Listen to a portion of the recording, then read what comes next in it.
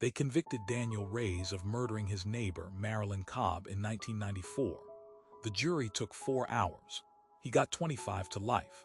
Then, in 2019, a retired detective's widow cleared out a garage in Clovis and found a second tape, 90 minutes longer than the one jurors ever heard. So why does the full interrogation contradict almost everything the confession was built on?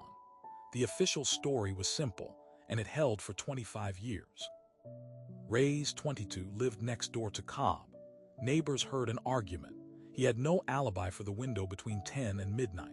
After 14 hours in an interview room at the Fresno County Sheriff's substation, he signed a 2-page statement admitting he'd struck her during a fight over a fence line. Prosecutors played 22 minutes of audio at trial. Reyes, flat-voiced, describing the blow, the blood, where he left the hammer. No physical evidence tied him to the scene. The confession was the case.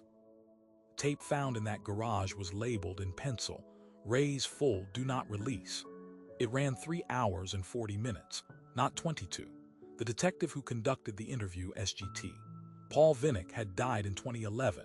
His widow didn't know what she had until a retired public defender, working the case pro bono, asked around about missing originals.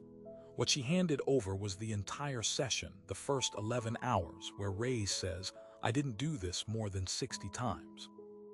It's all there. Every denial time-stamped on a reel nobody was ever supposed to hear again. The contradiction is not subtle.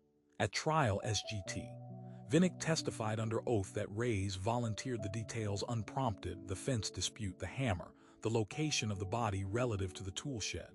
The full tape shows the opposite. At hour 9, Vinnick describes the tool shed's position himself twice before Reyes ever mentions it. At hour 10, Vinnick says, just tell me it was the hammer, Danny, and we're done here. 4 minutes later, Reyes says the word hammer for the first time. The trial jury heard a man confessing. The full tape shows a man being fed the confession, sentence by sentence, until exhaustion did the rest. This tape should have existed in the case file from the start. California law required the full interrogation be logged into evidence. It wasn't. Investigators later said the original 3 additional reels were misfiled during a 1996 records transfer to microfiche, a transfer with no chain of custody log, no supervising signature, nothing. No subpoena could reach a document the department claimed didn't exist. For 25 years, the only complete record of what happened in that room sat in a cardboard box in a private garage, outside any court's reach, because the man who put it there took the secret of its existence to his grave. But the tape wasn't the strangest part.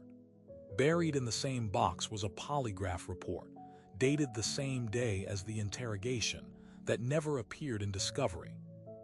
Reyes had taken the test at hour 6 before the confession and failed the relevance questions on the murder weapon and time of death, but passed cleanly on the question of whether he'd struck Cobb at all.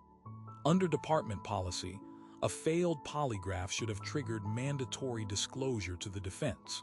It didn't.